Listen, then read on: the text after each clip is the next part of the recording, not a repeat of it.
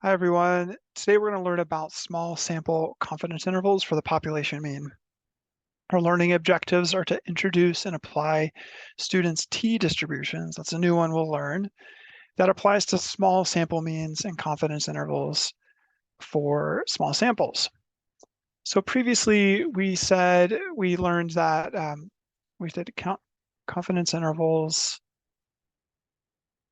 for large samples.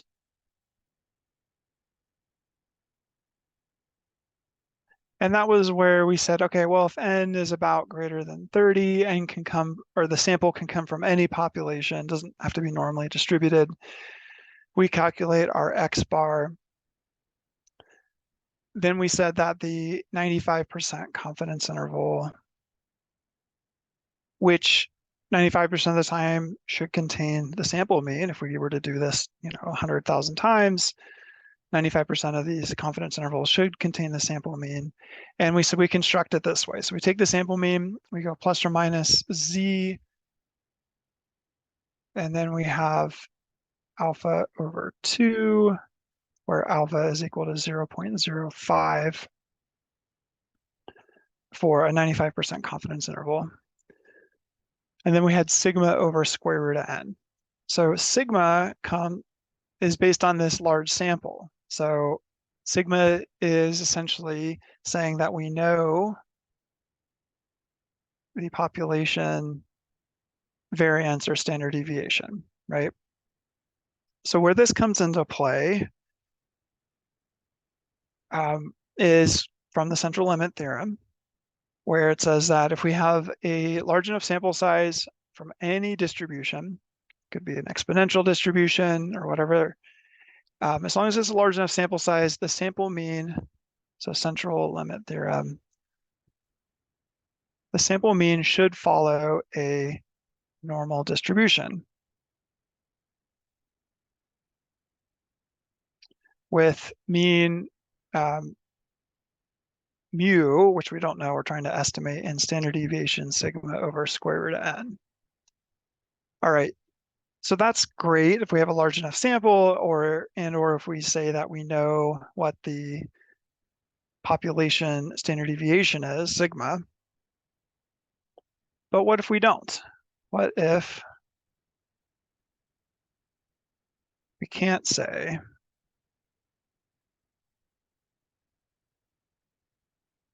that we know sigma? Rather, we have S, which comes from our sample standard deviation.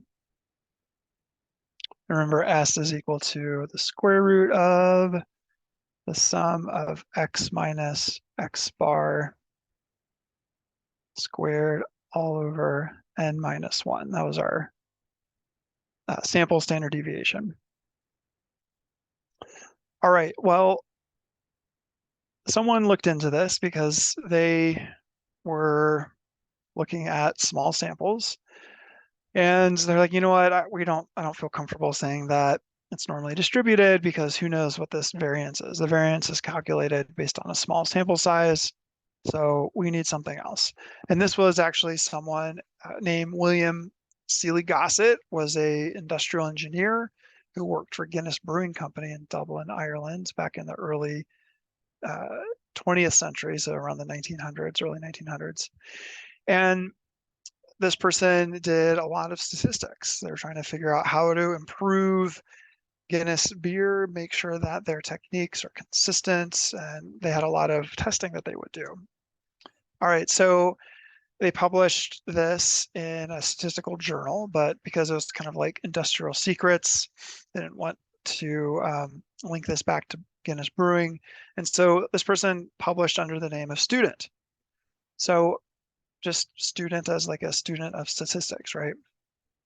So this student came up with this new distribution,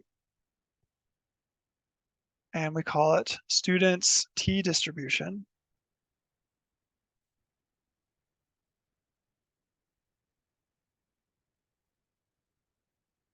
And it's very similar to the normal distribution, but instead of saying from the normal distribution, so we say that x bar minus mu over sigma follows a normal distribution, or sorry, that's just X.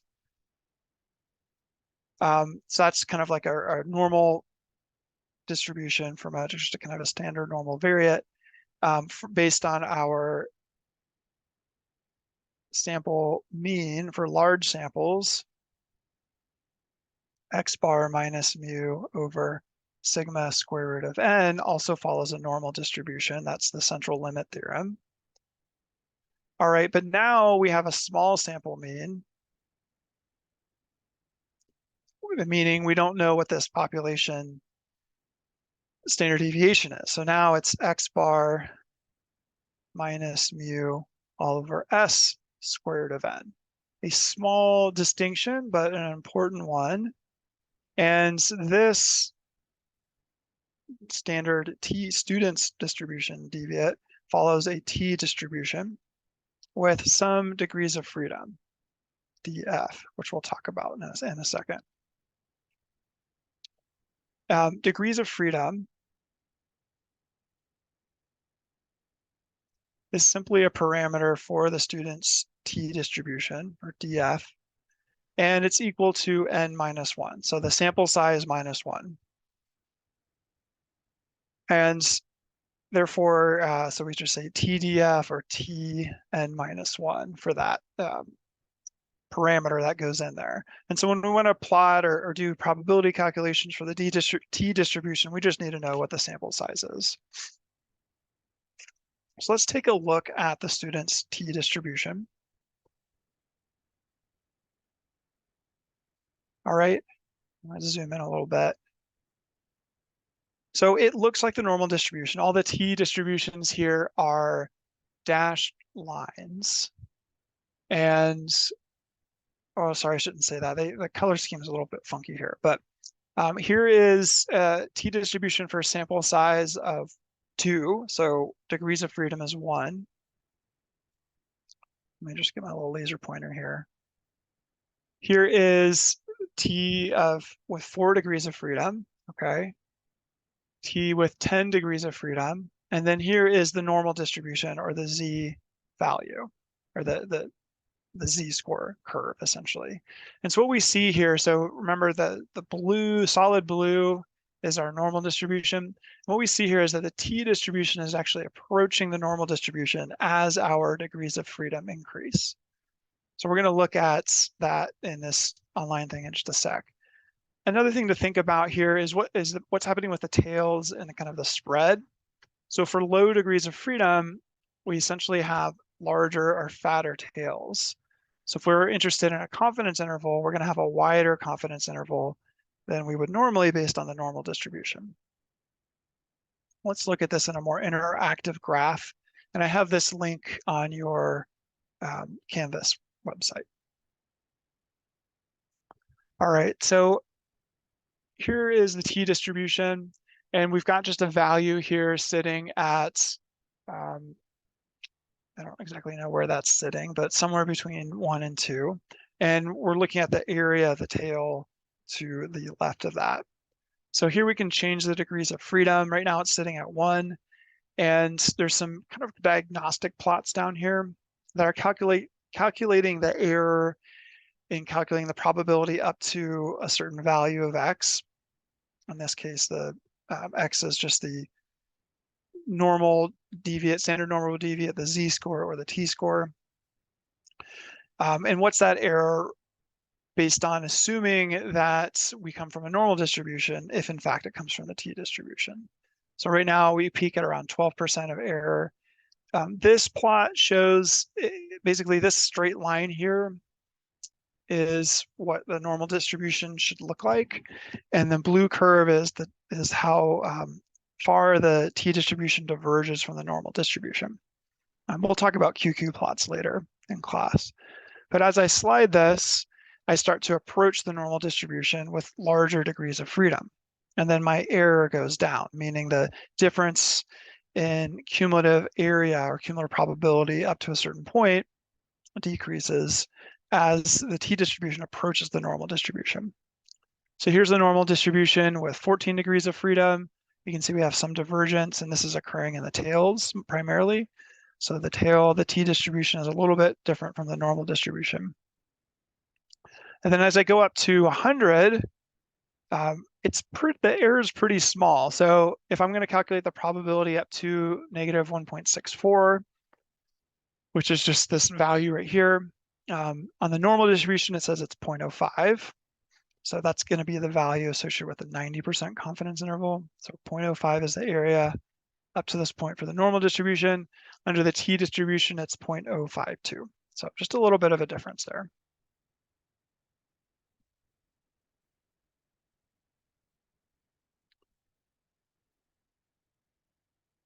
All right, so now we can use the t-distribution to construct confidence intervals for a standard, for our mean of a small sample size. And the t-distribution, here's what it looks like. This is table A3 in your book. And we're going to kind of go through the steps to calculate this. So let's give ourselves a sample. And in the book, we've got this example of the yield strength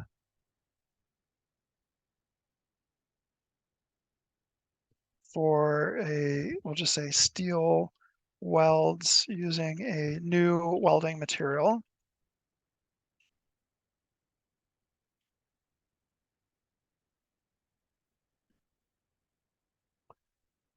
Okay, so you've got a new welding technique, new welding material, and we're doing those welds and then we're testing the yield strength until they, I guess, yield or break.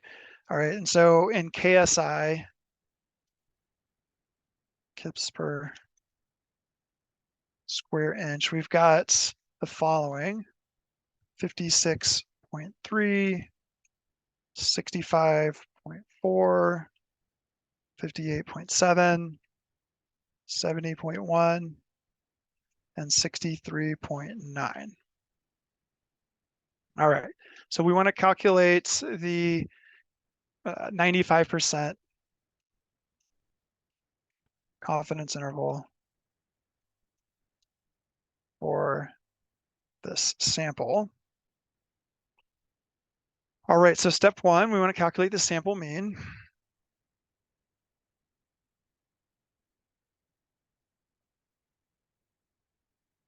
Or X bar. We know how to do that, but you can plug it into your calculator and we end up with a sample mean of 62.88 KSI. All right. And then we want to calculate our sample standard deviation. And remember, that's the square root of the sum of the differences of all of our values with the mean squared all over n minus 1. So that n minus 1 is the bias correction factor for the sample. All right, and that's going to end up being 5.48 KSI. Great. All right, now we know we have a small sample size here. This is n is equal to 5. 1, 2, 3, 4, 5.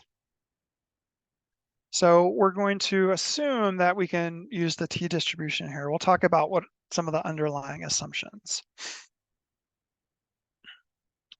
All right, so we said we want to calculate a 95% confidence interval. So alpha is going to be 1 minus our confidence level, which is 1 minus 0.95. Okay, so that's our alpha. And just as before, when we did the z-score confidence intervals, we want to calculate the t alpha over 2 with degrees of freedom n minus 1. That's going to be the t value for the lower score, lower t score. And then we'll calculate t1 minus alpha over 2 n minus 1 for our upper t score. All right. So let's go to this table and do that. All right, so first n minus 1, let's calculate our n minus 1. So n minus 1 is going to be equal to 4, so that's our degrees of freedom. And then alpha over 2 is equal to 0.025. So that's what's in this table. This table is a little bit different. So this new in our table is actually just degrees of freedom. And then alpha is going to be the area that we're interested. So this is really just alpha over 2. That's the area that we're interested in. Okay, so I'm going to use the highlighter here, and our degrees of freedom is 4. So let's highlight this row. And then alpha over 2 was 0.025. That's the area that we're interested in. So boom, we've got our number here of 2.776. So because it's symmetrical, this gives us the upper one. So that's going to be equal to 2.776. And this is going to be negative 2.776. Now, just a little tangent here. If you remember our z-score alpha over 2 at a confidence level of 95, so that was z.025, that z-score equaled 1.96, or plus or minus negative 1.96. Here for the t-score, it's negative 2.7, so it's almost an entire quote-unquote standard deviation different. It's wider because the t distribution is wider than the z distribution. So if this is our z distribution, our t distribution, so that's z, our t distribution is going to be a little bit wider. So it's going to have thicker tails and it's not going to come up as high. So that's our t distribution. So that's why we're a little bit wider. We're farther out in the tails to encompass the same area within that. So here's our t range for our 95% confidence interval, and our z range is going to be a little bit tighter based on the normal distribution. All right, so now we've got our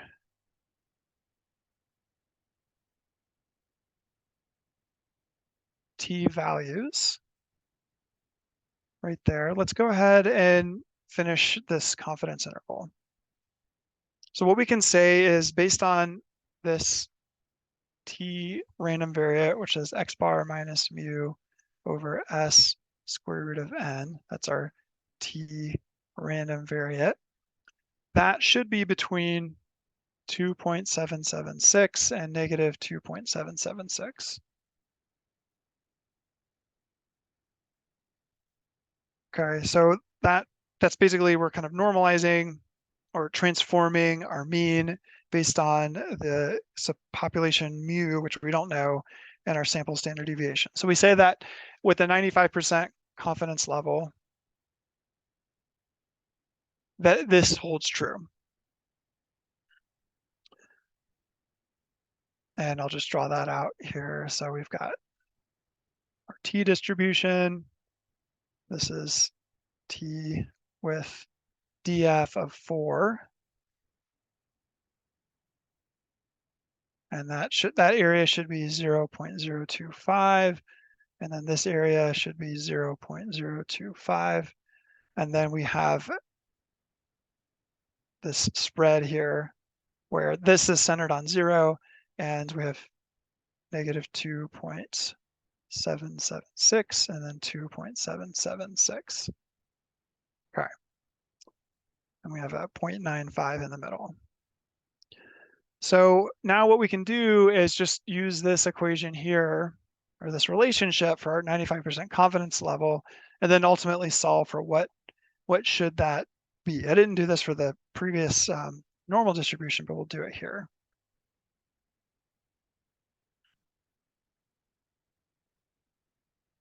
Okay, so what we're going to do is just multiply each side by that. And so we get x bar minus mu should fall between 2.776 times s over square root of n, and then the same over here, just opposite. All right. And then we'll solve for mu, and we get the following. So we get mu should fall between x bar plus 2.776 times the s over square root of n. And then we have x bar minus 2.776 s over square root of n. So now this, ultimately, if we calculate these values, gives us our 95% confidence interval about the mean. So the mean should fall within this confidence interval 95% of the time. So that then gives us the formula, and we can calculate this. So we get, just to generalize it before we calculate it, we say the 95% confidence interval for small samples based on the t distribution is as follows: x bar plus or minus t alpha over 2 n minus 1 degrees of freedom s over square root of n. So that's the kind of general thing that we'll do to calculate that.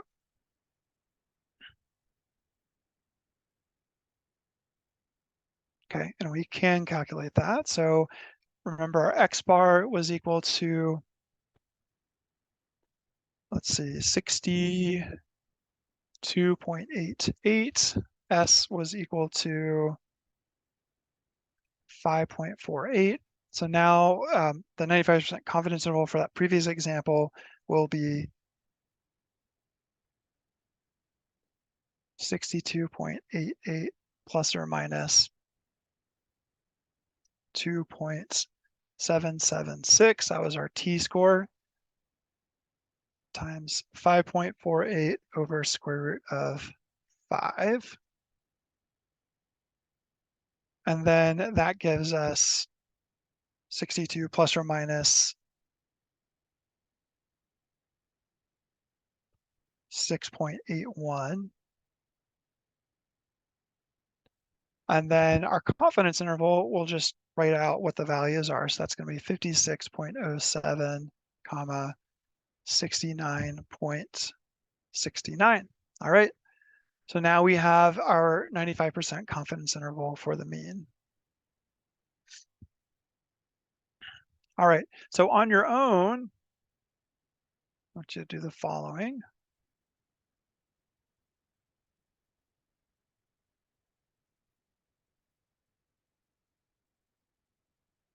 I want you to calculate the 95% confidence interval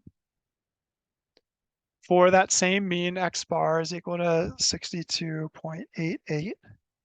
But now we're going to assume that n is equal to 10, and then also n is equal to 30.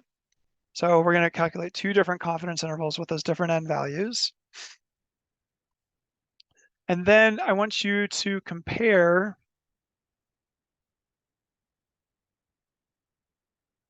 the 95% confidence interval based on the t distribution with n is equal to 30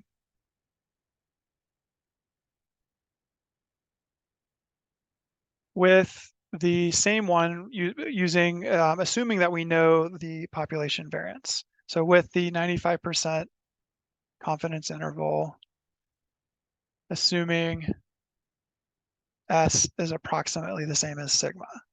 So that means just you're going to use the z-score or normal distribution. So compare those two, and I'll have a little assignment on Canvas where you turn that in.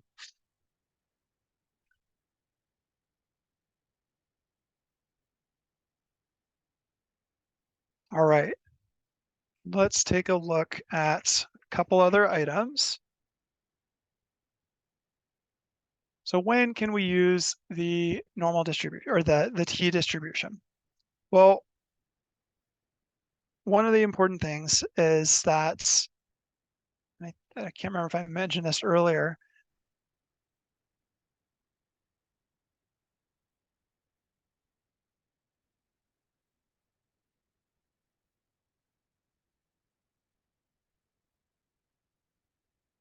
is that there's a few kind of assumptions that we need to account for.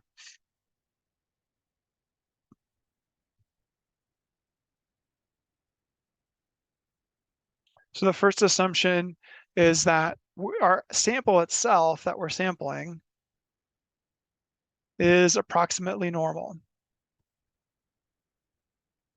Now that is different from our previous large sample confidence interval. The large sample confidence interval, the samples could come from any kind of population, exponential, Poisson, log normal, normal. It doesn't matter. As long as the sample size is long enough, the sample means by the central limit theorem should follow a normal distribution. But when we're talking about small sample sizes, it doesn't hold. So we need to make the central limit theorem doesn't hold. So we need to make sure that our sample itself is approximately normal. And approximately normal just means mostly symmetrical, with our observations kind of centered around the mean value. So here's a box plot of the nominal shear strength of concrete beams. And you can see from that box plot that it's pretty symmetrical. It's not perfectly symmetrical. We've got a stem plot on the bottom here that shows the spread of the values of the shear strength. Okay, so we look at this, we do a little diagnostic, and we say, you know what, that's pretty good. We'll go ahead and feel comfortable doing that. There are more rigorous tests we can use as well. So here's another example.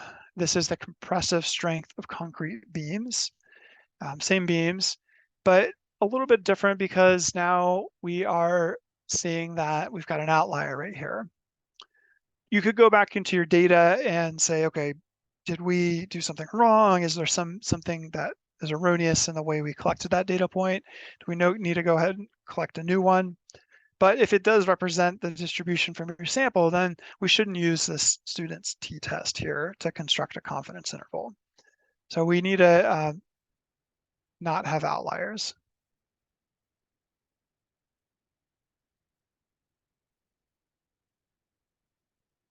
So that's another thing we should check for.